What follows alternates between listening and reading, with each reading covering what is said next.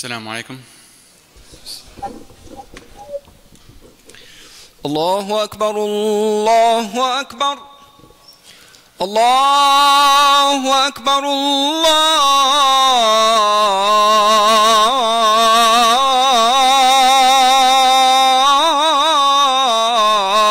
الله أكبر. أشهد أن لا إله إلا الله. أشهد أن لا إله إلا الله.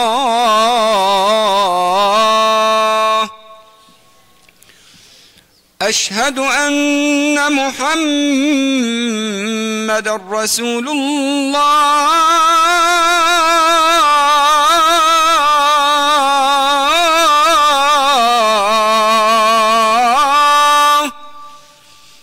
أشهد أن محمدًا رسول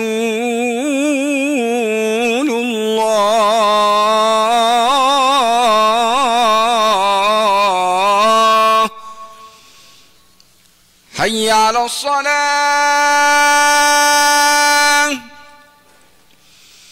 حي على الصلاة.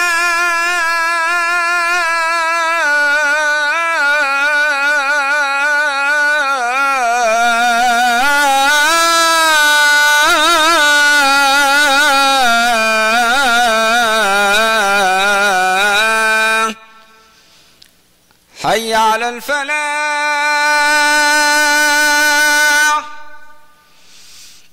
حي على الفلاح.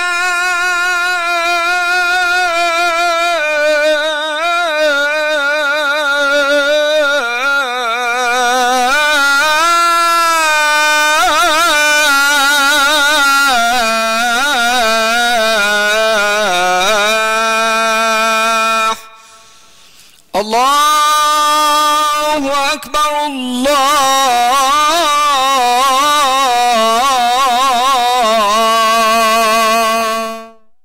أكبر. لا إله إلا الله.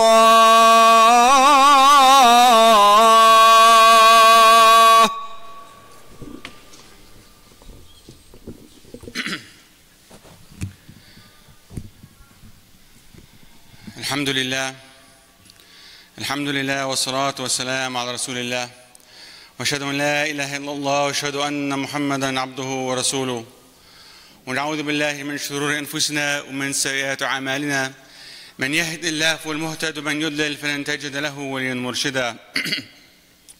ويقول الله عز وجل في كتابه الكريم: بسم الله الرحمن الرحيم: ورضيت نعمتي عليكم واتممت دينكم لكم، اليوم أكملت لكم دينكم واتممت عليكم نعمتي ورضيتم لكم الإسلام دينا. All praise due to Allah. We seek His aid, we seek His forgiveness, and we seek refuge in Allah from the evil of our own souls. And I bear witness that there is no God except Allah, and that Muhammad sallallahu alayhi wasallam is His slave and His messenger. Whomever Allah guides cannot be misguided, and whomever He is allowed to go astray can never be guided aright. Allah subhanahu wa ta'ala says in approximate meaning in the Quran: "This day I have perfected your religion for you, completed my favor upon you, and have chosen Islam as your religion." My dear brothers and sisters, if you were to go to any bookstore, you'll find large sections of self-help and success books. Some of them are good, some of them are bad. There was one that I read recently called The Compound Effect by Darren Hardy, and he talks about two principles. One is that habit over time, consistent habits over time, will yield big results for the good or the bad. And he gives the classic example of if somebody came and offered you $100,000 today or a penny a day doubled, which would you take? And of course, if you've heard it before, you know the wise answer is a penny a day doubled, even though that after 2 weeks, you'd only have about $81 And even after 3 weeks, the penny a day doubled only comes out to 10,000. But in that 30th day, that penny a day double turns to over $5 million. And if you're smart enough to negotiate that deal during a 31-day month, then that'd be over 10 million. And yet you would find the person with $100,000 today being so happy with themselves because they've got a lot of money right now instead of having that patience. And the second principle he talked about was having a why factor. And he gave an example of if you had a strong, sturdy, 20-foot long plank lying here on the ground, and I said, I'll give you $20 to walk across this plank. Who would do it? Everybody would do it. It's free 20 bucks, basically. But if I took that same plank and I put it across the top between two buildings that were over 200 feet up and said, now I'll give you 20 bucks to walk across that plank, most people wouldn't do it. Because they'd say, are you kidding? If I slipped and fell, I would die. However, if you're on the top of one of those buildings and the other building is on fire and there's a 2-year-old child on that building, and the only way to save them, the only one with enough time to save them is you by walking across that plank to grab that child and bring them back, would you do it then? And again, most of us would say, yeah. What's the difference? The difference is I'm not willing to risk my life for 20 bucks, but I would risk my life to save a 2-year-old child. The difference is the why.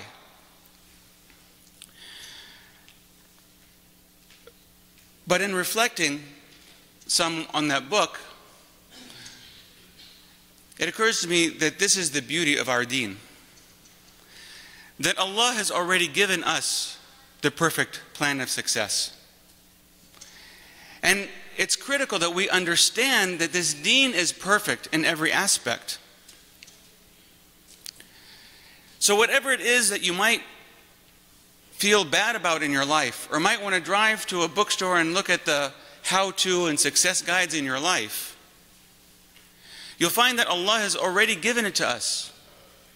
We already have the perfect diet plan. We already have the perfect financial plan. We already have the perfect business plan. We already have the perfect plan for one's personal happiness. Literally everything in your life you will find an answer for in this deen. Even to the extent there was a story told of a great scholar in the past who was giving a lecture talking about how every answer to everything is in the Quran. And so someone from the audience raised his hand and said, you know, I had a question. I didn't find the answer in the Quran. And so he said, what was your question? He said, how do you bake 100 loaves of bread? I didn't see that answer in the Quran. And so the Sheikh said, well, come back tomorrow and I'll show you where it is in the Quran. So the next day the guy comes back and the Sheikh tells him, well, you need to take 100 pounds of flour, a pound of yeast, this amount of water, and he gives him the exact description for what he needs to mix together to be able to bake 100 loaves of bread. And the man is shocked and he said, you know, I admit I was being a bit of a smart aleck, but I'm a baker and you're exactly right. That's exactly how you do it. But where did you find that in the Quran? And so he opens up the Quran and says, here, haven't you read this ayah before? وَاسْأَلُوا أَهْلُ الذِّكْرِ إِن كُنْتُمْ لَا تَعْلَمُونَ. Ask those of knowledge if you don't know. So I went last night and asked a baker, and that's what he told me. But the thing is, it points us to a very good point, which is that Allah hasn't given every individual of the world all the knowledge of the world. Allah has spread the knowledge out. And just because you don't know where that answer is, just because you say, well, financial plan, I don't read anything about a financial plan in the Quran, just means that you don't know where to look for it. You don't know the tafsir of the understanding of the ayat that talk about those things, that reference those things. Then maybe you haven't discovered that hadith that tie in to that particular subject matter. And of course, just like any of those self-help books in the bookstore, if you don't apply what you read and learn, it doesn't benefit you. Many of us, inshallah all of us, have a Quran or two at home. But if we never open it and we never read it and we never study it and we don't ask about what we don't understand in it, we're not going to see the benefit from it. When he was talking about his principle of it's important to have consistency in your habits, of course I was immediately recalled to the hadith when the Prophet ﷺ said, the best of deeds is the one done consistently, even if it's small. Basically, the whole half of his book that was talking about habits and how they grow to build things, there's an explanation of that hadith. All of the examples he gives talks about how you see great results in your life by being consistent in doing things. And the flip side of that is true. Bad habits grow into greater bad things. Just like in our deen, even a minor sin that's done consistently becomes a major sin for you. The good or the bad, small deeds done consistently over time will yield great results. And we have that in our deen. And ultimately, that becomes the key to success for us and the hereafter. To be consistent in doing good deeds. To stop trying to think that you're going to go big and get it all done at once. And we see this happening in Ramadan over and over. In Ramadan, we get hyped up, we get excited. We're here at the Masjid every single day. And then after Ramadan, well, you can ask yourself, how consistently do you come to the Masjid? Is it just for Jummah time? And the rest of the time we're too busy. But in Ramadan, we managed to arrange our schedule such that we could be here every single night for Taraweeh.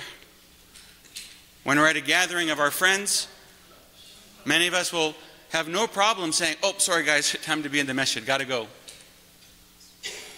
But the rest of the year, what happens? It's great that we do that in Ramadan, but the idea is to be consistent. So that we do something consistent that ends up impacting our life in a way that really, in fact, will bring us the success that we also desperately want and need. وَقُولُ قَوْلَ هَذَا وَاسْتَغْفِرُ لِي وَلَكُمْ. Ask Allah subhanahu wa ta'ala for forgiveness. إِنَّ اللَّهَ غَفُورٌ رَحِيمٌ.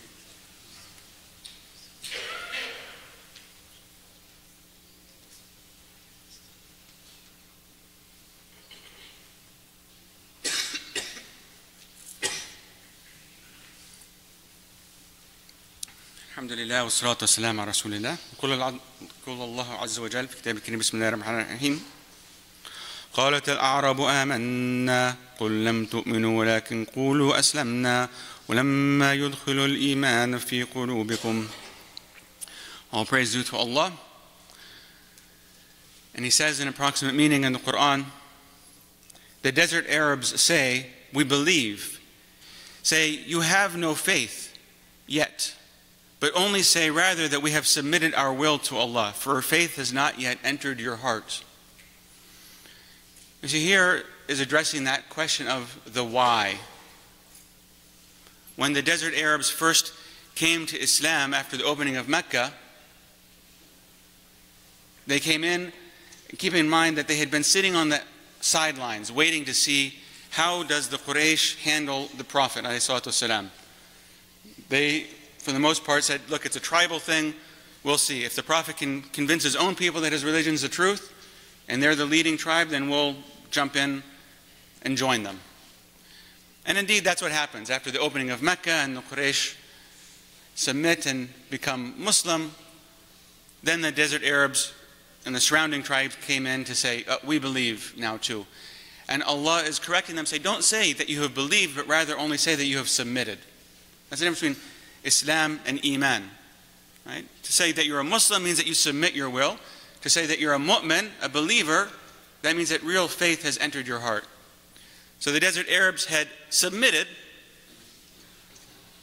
They acknowledged that the deen was right, but they hadn't truly entered a state of belief. And that's the why factor. And we have to understand that that's what yaqeen is, that certainty of the truth. And it's what enabled the Sahaba to do such amazing things. When we hear all of the phenomenal stories of the Sahaba and the things that they did and that they accomplished, it was because they had yaqeen, they had an absolute certainty in this deen. So they did whatever was necessary. They gave up whatever was necessary. They made whatever sacrifice was necessary.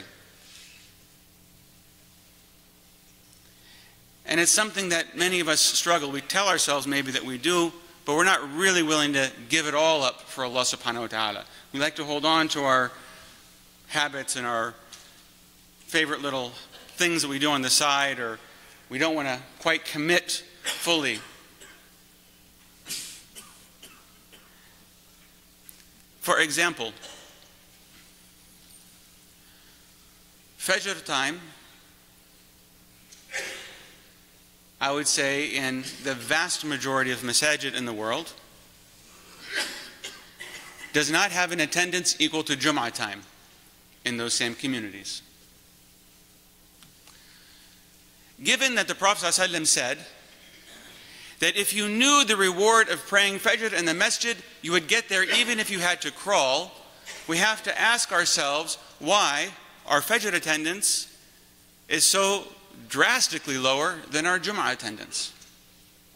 Because I would bet that we would have much more similar, perhaps not identical, but we would have much more similar attendance at Fajr time if I promised you $100,000 in cash every day you showed up for Fajr in the Masjid.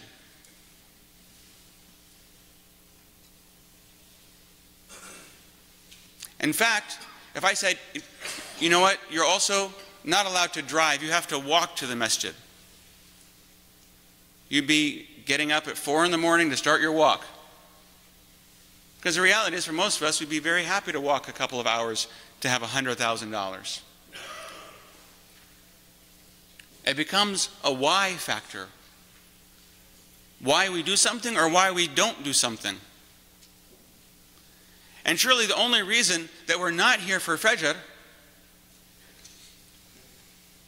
is because we don't really understand or perhaps believe the Prophet ﷺ when he says that if you knew of the reward, you would be here even if you had to crawl. So ask yourself, what would it take from a worldly standpoint for you to crawl from your house to the Masjid? You may say, money doesn't really motivate me, brother. You could offer me $1 million and I wouldn't come. Okay. What if the life of your child or your mother or father was at stake? What if somebody said, if you don't crawl to the Masjid right now, and you better leave, it's 2 o'clock in the morning and it's going to take you about 5 hours to crawl there.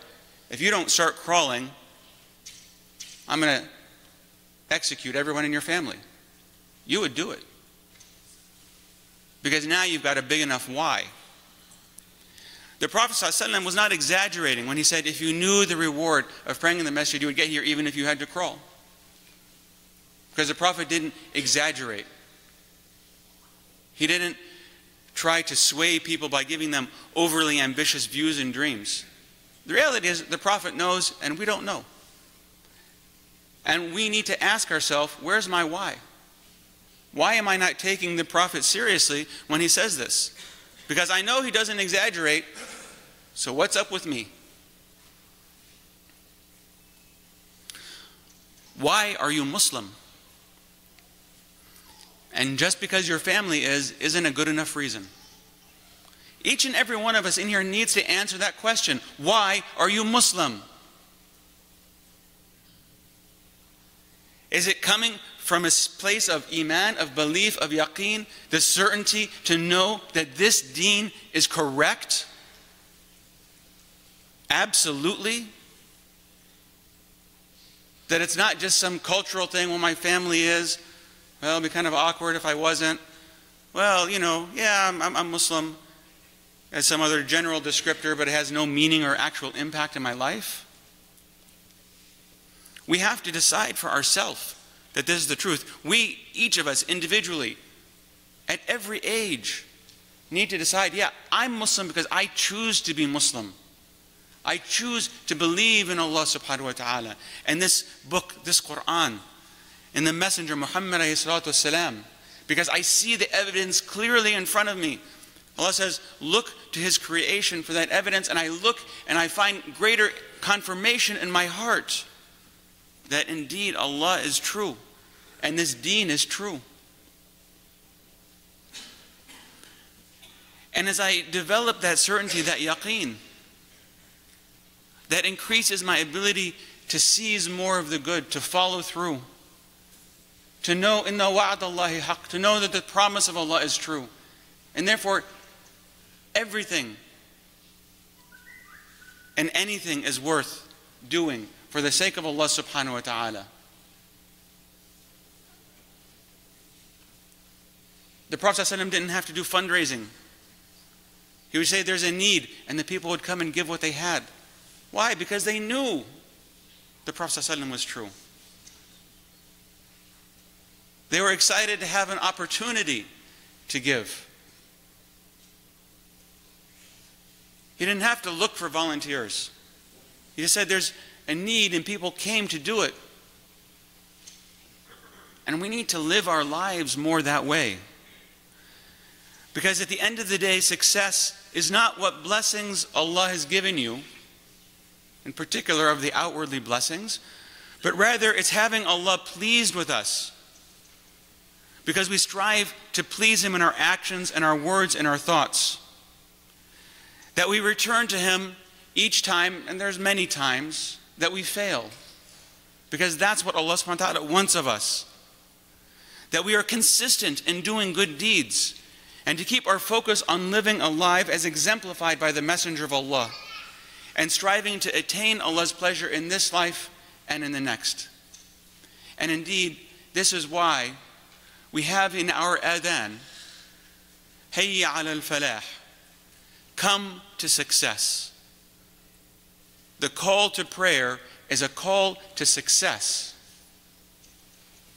Because this deen is success in this life and in the next. And it's simply on us to implement it. اللهم اتنا في الدنيا حسنة وفي الآخرة حسنة وقنا عذاب النار. اللهم اغفر لي ولوالدينا والذين سبقونا بالإيمان ولا تجعل في قلوبنا غلا للذين آمنوا ربنا إنك رؤوف رحيم. إن الله وملائكته يصلون على النبي يا أيها الذين آمنوا صلوا عليه وسلم تسليما. اذكروا الله يذكركم وادعوه يستجب لكم ولذكر الله أكبر. وأقم الصلاة.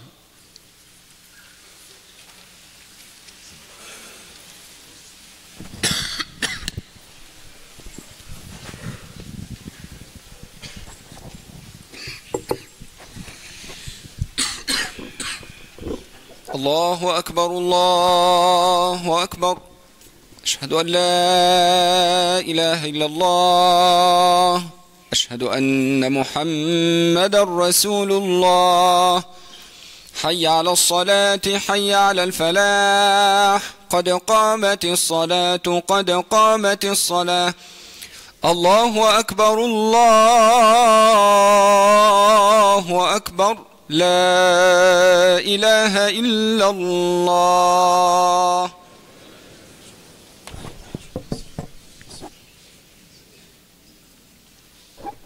استقيموا استووا سووا صفوفكم فإن تسوية الصف من تمام الصلاة. الله أكبر.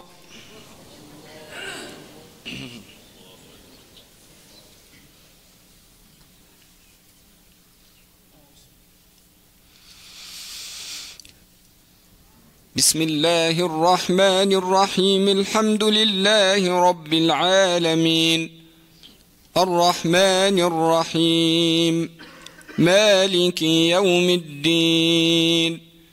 إياك نعبد وإياك نستعين. اهدنا الصراط المستقيم صراط الذين أنعمت عليهم غير المغضوب عليهم ولا الضالين.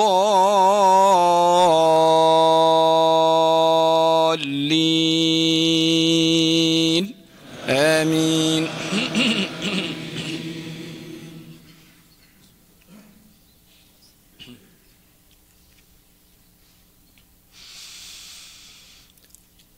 شهد الله أنه لا إله إلا هو والملائكة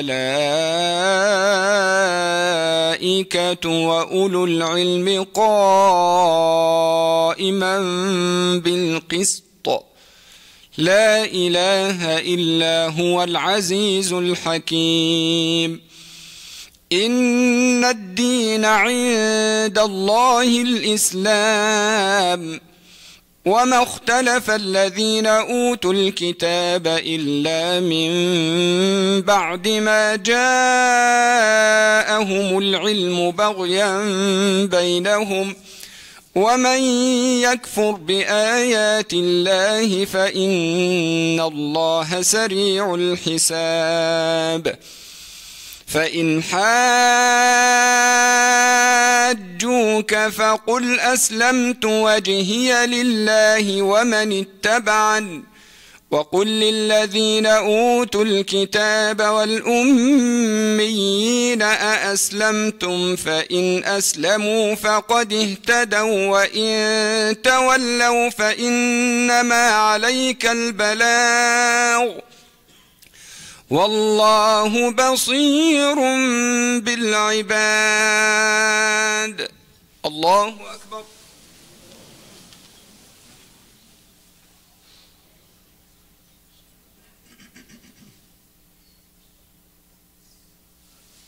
سمع الله لمن حمده. الله أكبر.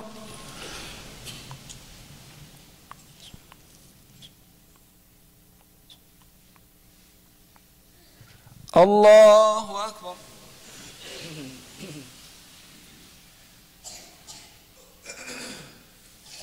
الله أكبر.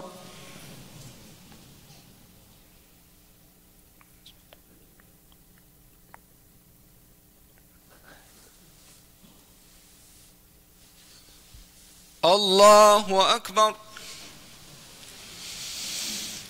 بسم الله الرحمن الرحيم الحمد لله رب العالمين الرحمن الرحيم مالك يوم الدين إياك نعبد وإياك نستعين اهدنا الصراط المستقيم صراط الذين أنعمت عليهم غير المغضوب عليهم ولا الضالين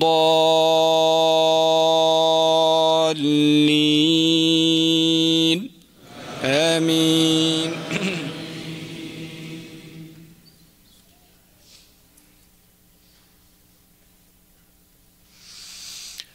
قالت الأعراب آمنا قل لم تؤمنوا ولكن قولوا أسلمنا ولما يدخل الإيمان في قلوبكم وإن تطيعوا الله ورسوله لا يلتكم من أعمالكم شيئا إن الله غفور رحيم.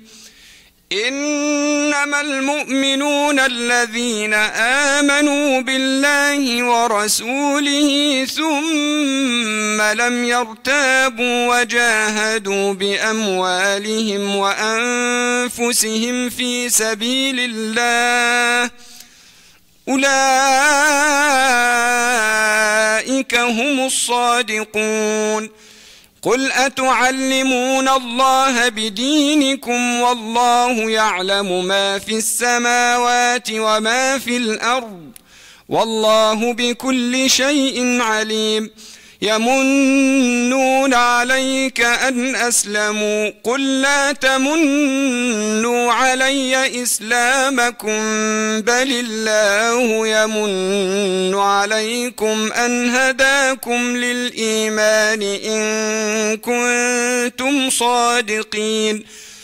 إن الله يعلم غيب السماوات والأرض والله بصير بما تعملون. الله أكبر.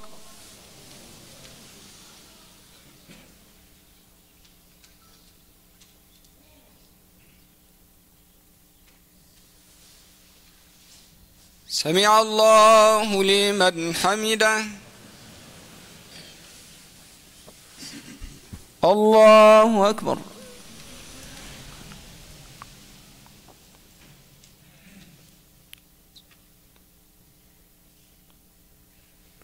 الله أكبر.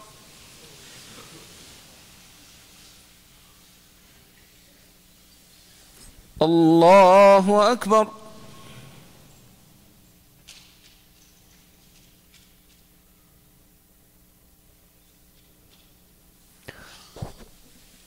الله أكبر.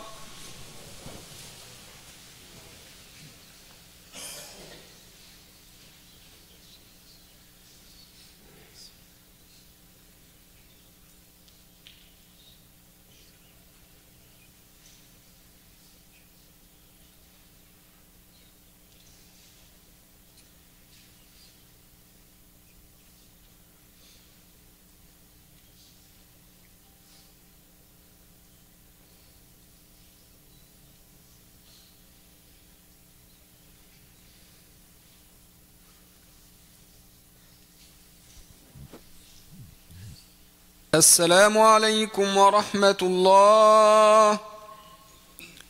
السلام عليكم ورحمة الله.